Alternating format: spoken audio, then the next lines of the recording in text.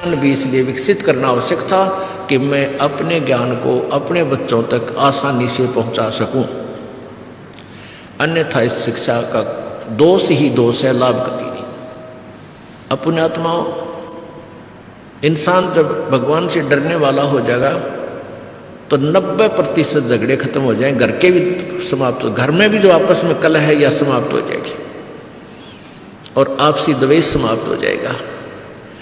अंदर से दया उपजेगी। कोई बीमार दुखी दिखाई देगा, सास ननद या कोई भी पड़ोसी या राह चलता, उसकी मदद को दौड़ा करेंगे लोग। और अब एक्सीडेंट हो जाता है, आदमी मरा पड़ा, मरने को हो रहा है और साथ में नो ची ची भागे जा रहे हैं, नो देख ले एक्सीडेंट हो गया, एक्सीडेंट हो गया, चल चल चल जल्दी करवा पड़ना। और पहले टूट का पड़ जाया करते थे।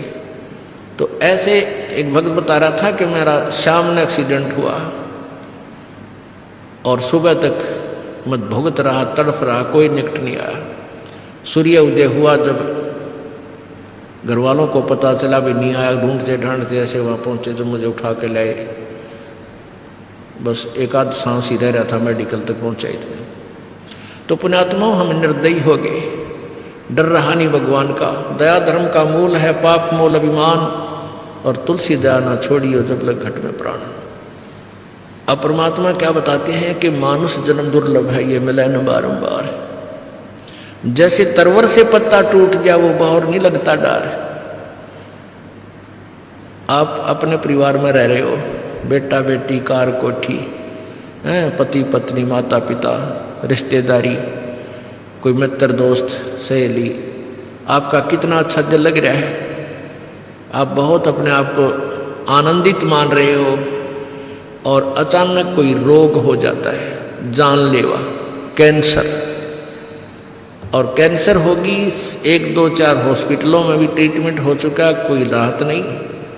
तो फिर क्या सोचता है कि मेरा ही समय निकट आ गया। और घर वालों को पता है कि कुछ दिन का मेहमान है।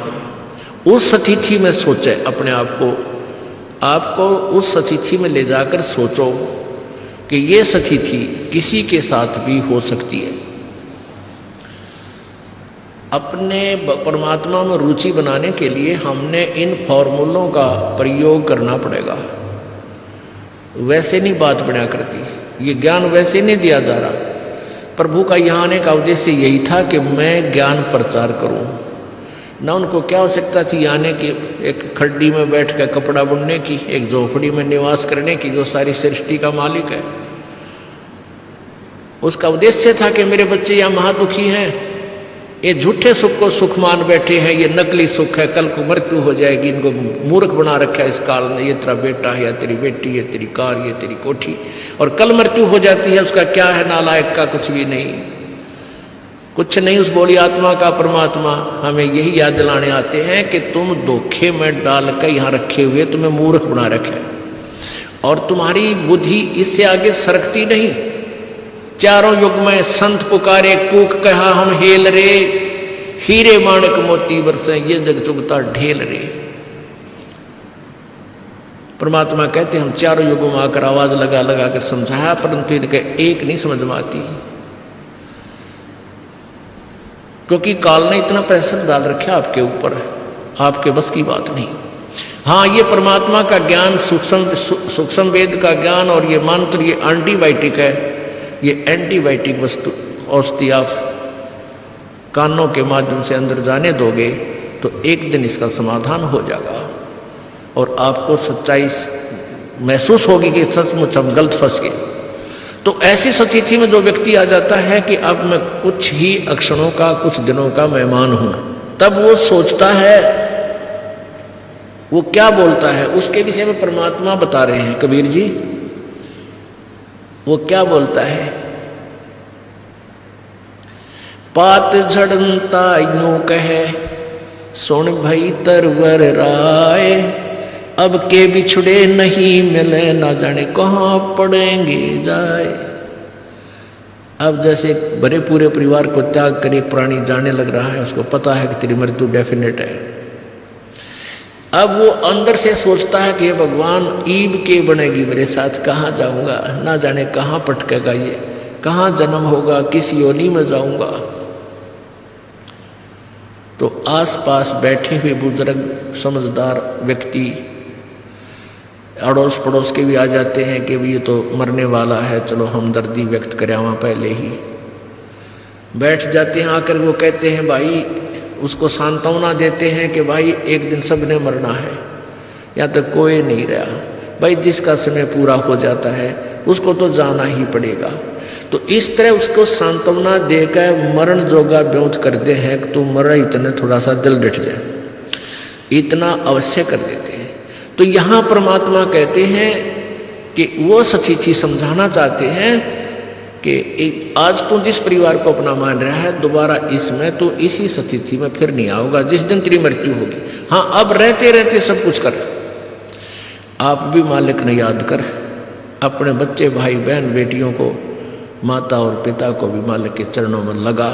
ये तेरा प्रथम कर्तव्य है। जैसा हम बच्चों को पालना प्रथम कर्तव्य समझते थे, उससे भी प्रथम कर्तव्य हमारा, जिसको ज्ञान समझ में आ गया, पिता को ज्ञान समझ में आ जाता है तो पूरे परिवार को समझावे। यदि पुत्र को ज्ञान समझ में आ जाता है तो पूरे परिवार को माता और पिता से भी रह रह कर जिक्र करे मालिक का, समझाओ, उनको पता चला, ज्ञान दे के कल को बहुत दुरुक्ति होगी आपकी। ये हमारा प्रथम कर्तव्य है। और सेकंड कर्तव्य तो है ये, तो अपने बच्चों की परवरिश करना, इसमें तो दो राय है नहीं करेंगे फिर हम पेट कैसे भरेगा। तो हमारा एक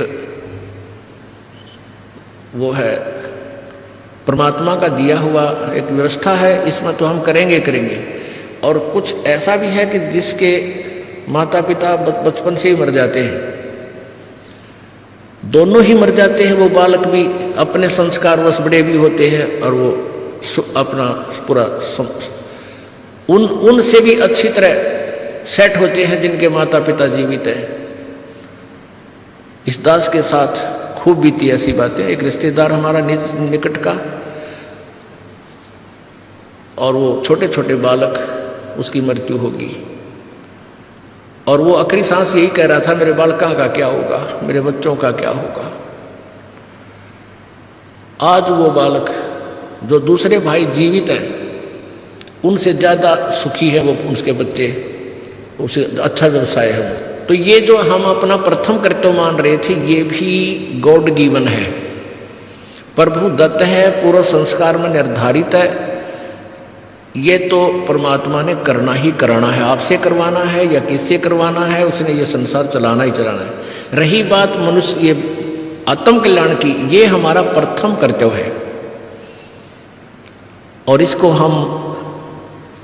इसको तो हम ऑप्शनल सब्जेक्ट मान रहे थे।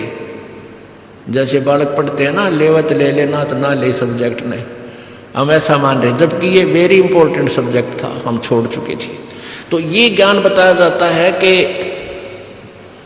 परमात्मा क्या कहते हैं कि साथी हमारे चले गए रंबी चालनहार, कोई कागज में बाकी रह रही ता तलागरी बार। पतझड़ आवत देखकर बन रोवे मनमाही, ये ऊंची टहनी पात थे अब पीले हो जाए। अब बसंत ऋतु के अंदर सभी जैसे पीपल के पत्ते आपने देखे हो, पीले होकर के टूट टूट कर गिर जाते हैं। सतूत के पत्ते हैं, जैसे वृक्षों के पत्ते हैं, और तुरंत ही नई कोपल फूट जाती है और 15-20 दिन में वो पूरे पत्ते बनकर और हवा में ऐसे लहला रहे होते हैं। एक वर्ष वो नए पत्ते फटफड़ फटफड़ करके बस्ती मार लेंगे, और जब आएगी फिर बसंत ऋतु, वह सारे टूट टूट कर नीचे गिर जाएंगे, उनका विनाश होगा।